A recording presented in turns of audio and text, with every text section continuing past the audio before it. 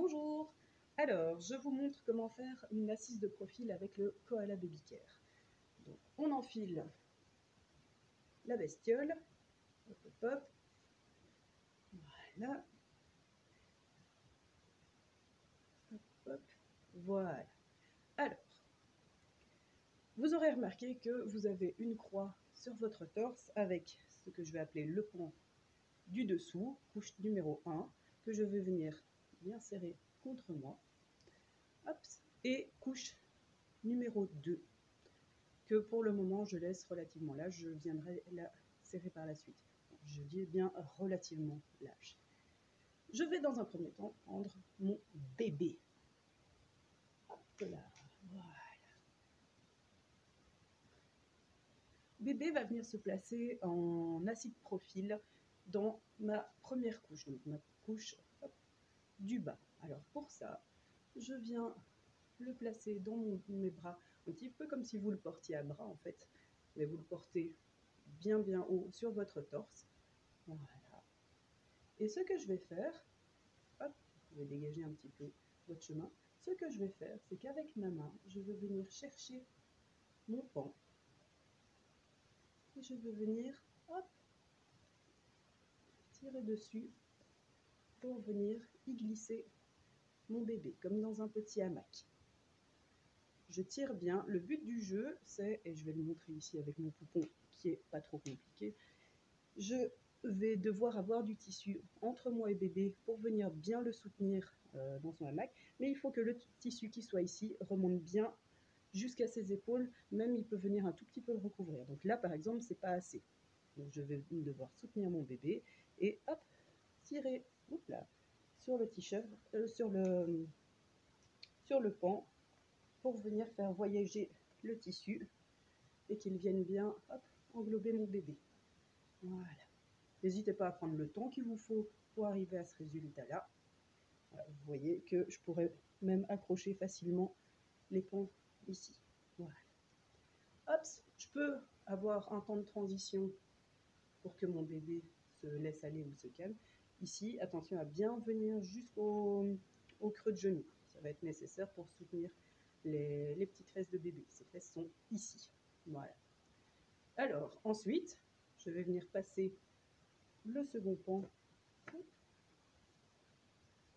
Voilà, dans son creux de genou. Donc, pas faire passer les fesses. Déjà parce que ça va être dérangeant pour lui, et de deux parce que le but c'est de soutenir l'entièreté de sa base.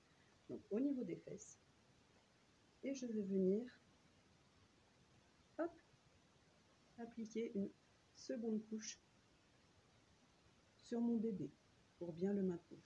Et ici, je vais pouvoir hop, bien resserrer, voilà, pour que votre bébé soit maintenu contre vous. Ok, une fois que vous avez fait ça, ici vous voyez que le tissu a tendance à revenir sur la tête de votre bébé. Donc on va éviter ça en prenant simplement un des pans. Attention à ne pas attraper les pieds de bébé en même temps, il risque de ne pas apprécier. Pour un bébé qui aurait tendance à beaucoup se tendre ou quoi, vous pouvez faire une petite sécurité supplémentaire en venant faire passer le pan dans son creux de genou. Attention à ne pas venir chercher les mollets, mais bien son creux de genou.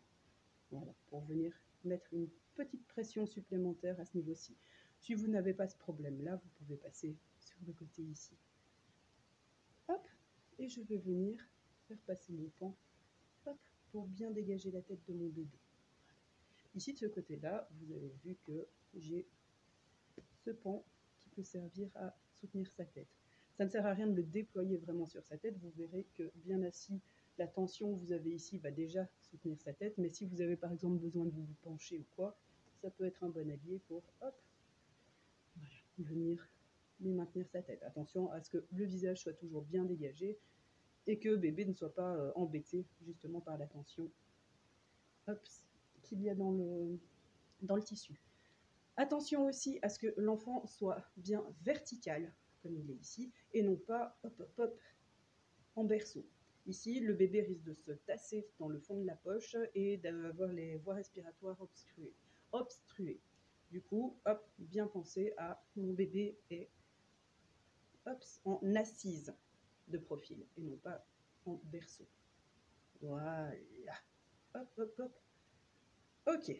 Une fois que vous avez fait ça, pour être sûr à 100% d'un point de vue sécurité, vous prenez votre troisième couche que vous venez disposer sur bébé. Hop, voilà. Et vous pouvez venir, attention au petit pied encore une fois, qu'il puisse rester à leur aise. Voilà. Et vous pouvez venir appliquer la troisième couche sur bébé. Voilà ce que ça donne une fois terminé. Voilà. Si jamais vous voulez faire le nœud dans l'autre sens, le plus simple, ce sera de défaire les pans des anneaux pour venir simplement faire passer la première couche en dessous de l'autre côté. Il y aurait moyen de faire toute la manipulation en l'inversant au niveau des passes sur bébé, mais c'est un peu plus compliqué. Je vous conseille de ne pas vous amuser à ça. Pour changer bébé de sens, eh bien, défaites vos anneaux, vous les refaites, mais dans l'autre sens. La couche qui passait au-dessus passe en dessous. Et comme ça, vous pourrez faire exactement la même manipulation, mais du côté opposé. Attention justement à varier régulièrement le côté, que votre bébé ne soit pas toujours orienté du même côté. C'est important que les deux hémisphères de bébé soient correctement stimulés. Donc voilà. Bon portage!